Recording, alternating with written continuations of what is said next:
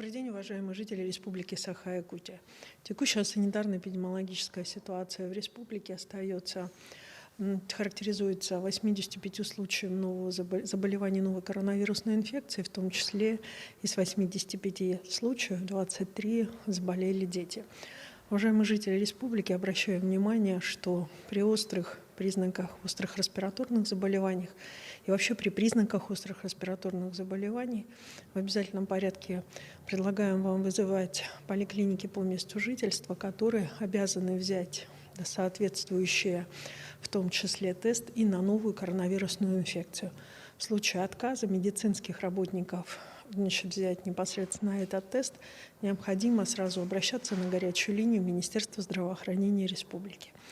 На настоящий момент оперативным штабом под руководством Айсена Сергеевича Николаева, главы Республики Саха-Якутия, принято решение об обязательной дезинфекции пространств, в которые сейчас у нас заходят дети, и об усилении контрольных мероприятий по соблюдению тех требований, которые предъявляются с точки зрения того, чтобы не распространять и уменьшить риск заболеваний новой коронавирусной инфекции у детей, которые возвращаются с новогодних каникул.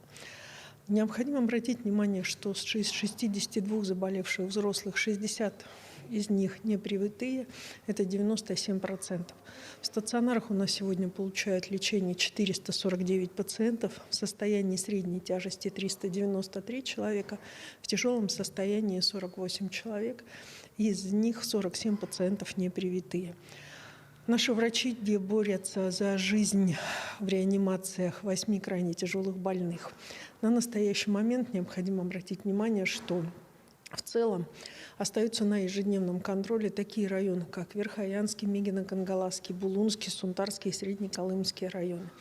Необходимо обратить внимание на наличие заболевания там в небольших населенных пунктах, отдаленных, там, где открылись зимняя дорога, в связи с чем оперативным штабам на местах поставлена задача контролировать и, соответственно, принимать соответствующие меры относительно тех граждан, которые приезжают в районы, в том числе в небольшие населенные пункты. Необходимо обратить также внимание, что оперативный штаб продолжает уже второй год ежедневно мониторить приезжающих в республику граждан. В республике также продолжается вакцинация.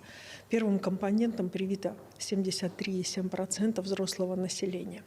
Необходимо обратить внимание, что на настоящий момент наиболее серьезным вопросом является подготовка к приходу возможному новой коронавирусной инфекции в виде штамма омикрон. Приняты все соответствующие меры, и на настоящий момент в связи с тем, что скорость его распространения более высокая, чем распространение дельта-штамма, принимаются меры по и, соответственно, принятию мер превентивного характера для того, чтобы система здравоохранения выдержала.